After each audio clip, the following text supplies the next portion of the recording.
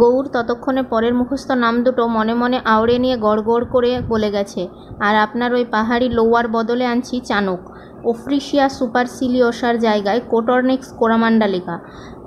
যেন পাতাল গুহা থেকে আওয়াজ বেরিয়েছে এবার। তা অত কষ্টই বা করা কেন? তোমাদের চিড়িয়াঘরে তোমাদের পাখিই থাক, ভালো মন্দ কোনো পাখিরই আমার দরকার নেই। এই থেকে শুরু হয়ে একেবারে ছক বাঁধা ধাপে ধাপে ঠান্ডা লড়াই তারপর এগিয়ে গেছে। প্রথমে আমাদের আড্ডা ঘরে আসা বন্ধ, তারপর নিজের ঘরে রামভুজকে দিয়ে দুবেলার খাবার আনানো, তারপর বনোয়ারি মারফত বার্তা প্রচার। হামাকে তো একগো লরি বন্দোবস্ত করতে বলিয়েছেন বড়াবাবু। পরের দিন বিকেলে আড্ডা ঘরে চা দিতে এসে বনোয়ারির বিহব্বল করুণ অসহায়তা প্রকাশ। লরি লরি কি হবে বড়বাবুর?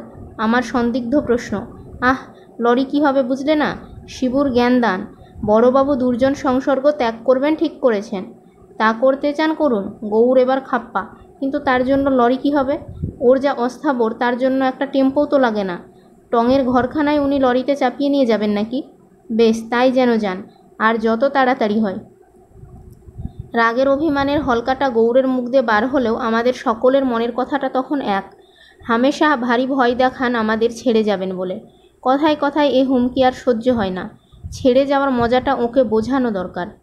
বোঝাবার সেই পণ থেকেই এ কাহিনীর গোড়ার পরিকল্পনার জন্ম। সে পরিকল্পনা অমন বেয়াড়াভাবে ভেস্তে যাবে তা কি জানি? জোর করে বলা যায় আমাদের কোথাও গলতি কিছু হয়নি। যেমন ছকা হয়েছিল পরিকল্পনাটা ঠিক সেই লাইন ধরেই এগিয়েছে।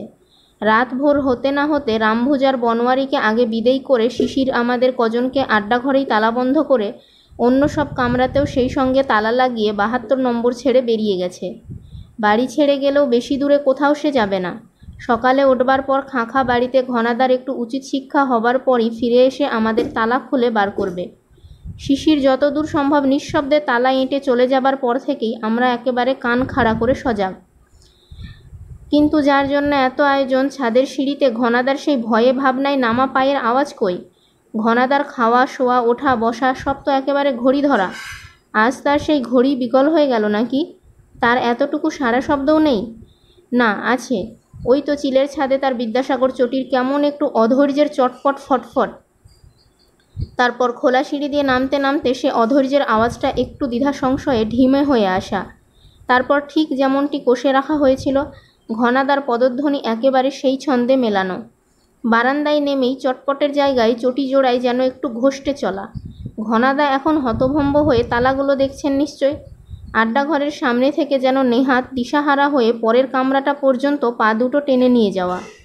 তারপরই সভয়ে আবার ওপরের দিকে ছুটের উপক্রম।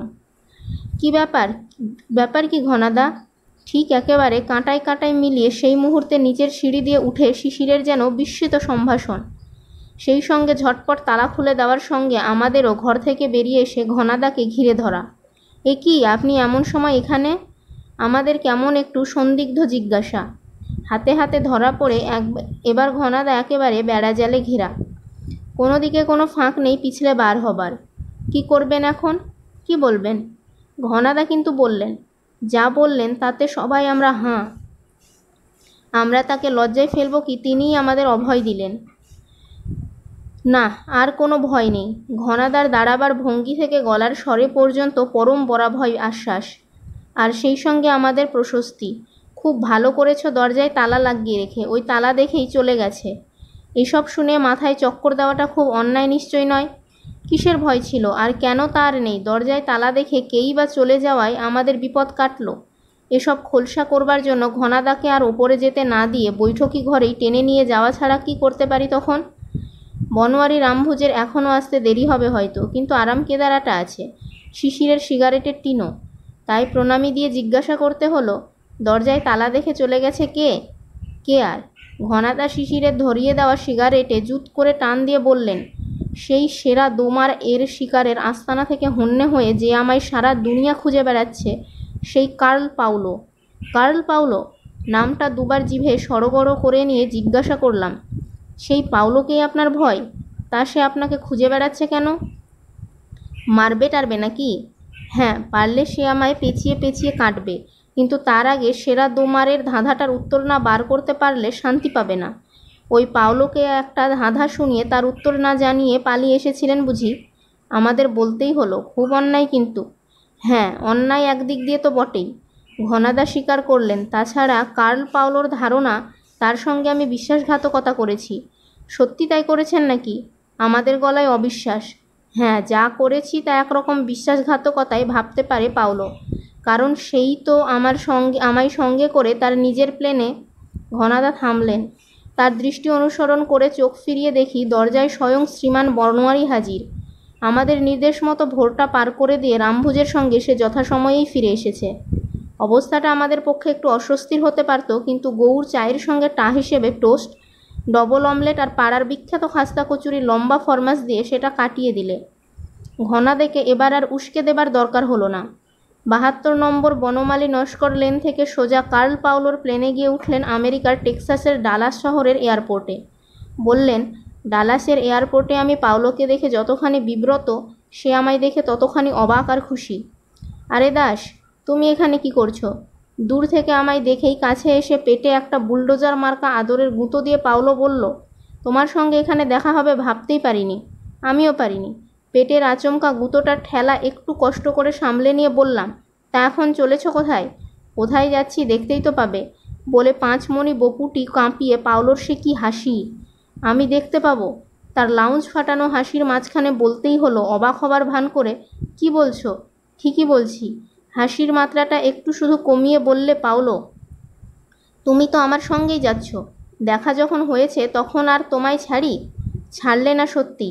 কার্ল পাওলোর হাত থেকে ছাড়া পাওয়ার চেয়ে ব্রাজিলের অ্যানাকন্ডার পাক্কি অক্টোপাসের নুলোর আলিঙ্গন ছাড়ানো সোজা। পাওলোর সঙ্গে দেখা হয়ে তারই প্লেনে সঙ্গী হয়ে যাওয়া নেহাত নিয়তির বিধান বলেই মেনে নিয়ে শেষ পর্যন্ত বেশি আপত্তি করলাম না। নিজের প্লেনের টিকিট আমার পকেটেই রইল, সেই সঙ্গে জুয়ান ভার্গাসের চিঠিটাও।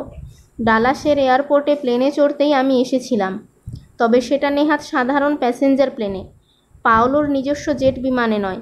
সে প্যাসেঞ্জার প্লেন গেলে আমার যা গন্তব্য, সেখানে একটু দেরি হতো ঘুরপথে পৌঁছতে। কার্ল পাওলো আমার সে কষ্টটুকু যদি জোর করে বাঁচিয়ে দেয়, তাহলে কত আর আপত্তি করা যায়। নিজস্ব প্লেনটা পাওলো একেবারে বাদশাহী মেজাজে সাজিয়েছে। কোনো সুখ স্বাচ্ছন্দ্যেরই সেখানে অভাব নেই। প্লেনে নয়, পাওলোর নিজের বাড়িতেই যেন বসে আছি। সেই বাদশাহী বিলাসের মধ্যে বসিয়ে প্লেনে যেতে যেতে পাওলো তার নতুন পরিকল্পনার কথা সোৎসাহে আমায় শোনালে। ব্রাজিলের মাথায় উত্তর পূব দিকে সেরা দোমার পর্বতমালা, সেই সেরা দোমারের দক্ষিণে বিরাট এলাকার সে মালিক। সেখানে সে এতদিন শুধু শিকারে গিয়ে থাকবার একটা আস্তানাই করে রেখেছিল। এখন সেখানে সে রবারের একটা বিরাট কারখানা বসাতে চায়। মোটর, এরোপ্লেন ইত্যাদির টায়ার টিউব থেকে শুরু করে রবারের যা কিছু সম্ভব সব সেখানেই তৈরি হবে। ও অঞ্চলে মজুরি সস্তা, দুনিয়ার সেরা বেলেমের রবারও কাছে পিঠেই জন্মায়। তাছাড়া সমুদ্রের কাছে আর আবহাওয়া জুৎসই বলে মাল তৈরি আর চালানের অন্য সুবিধেও যথেষ্ট। এমন একটা লোভের পরিকল্পনা শুধু এক তেঁটে হাড় বজ্জাতের বদমায়েশির দরুন ভেস্তে যেতে বসেছে। এতদূর পর্যন্ত শুনে একটু অবাক হবার ভান করে বলতেই হলো, তাই নাকি? শোনো না আগে, তার রবারের কারখানায় যে বাদ সাধছে তার ওপরকার রাগটা একটা দুর্মুষ পেটানো কিলে আমার পিঠেই ঝেড়ে পাওলো বললে, কয়েক বছর আগে এ কারখানার কথা যখন মাথায় আসেনি, তখন না বুঝে এক হতভাগা জুয়ান ভার্গাসকে ওখানকার অনেকখানি জায়গা ইজারা দিয়েছিলাম। সে হতভাগা জুয়ান সেখানে গরু ঘোড়ার র্যাঞ্চ বসিয়েছে। এখন এত সাধাসাধি করছি তার ইজারার টাকা ফেরত দিয়ে গরু ঘোড়া সমেত সমস্ত র্যাঞ্চ কিনে নেব বলছি, তবু সে বদমাসটা কিছুতেই তার দখল ছাড়বে না। ডেকে পাঠালে আসে না, লোক দিয়ে বলে পাঠায় যে রবারের কারখানার চেয়ে গরু ঘোড়ার কারবার অনেক পবিত্র জিনিস, প্রাণ থাকতে তার দখল সে ছাড়বে না। এরকম বদমাইশকে শায়েস্তা করবার সোজা ওষুধ আছে, কিন্তু মুশকিল হয়েছে এই যে কারখানা বসানোর ব্যাপার নিয়ে ওই জুয়ানের সঙ্গে গোলমালের কথাটা রাজধানী ব্রাসিলিয়ার খাস দপ্তরে পর্যন্ত পৌঁছে গেছে। খবরের কাগজেও লেখালেখি হয়েছে এই নিয়ে। এখন হঠাৎ ওই বদমাসটার ভালো মন্দ কিছু হয়ে গেলে বড় বেশি জবাবদিহির দায়ে পড়তে হতে পারে। কারখানা তাতে আরও পিছিয়ে যাবে। একটু থেমে আমার আগা পাঁচতলা একবার চোখ বুলিয়ে নিয়ে তার আসল মতলবটা জানালে পাওলো।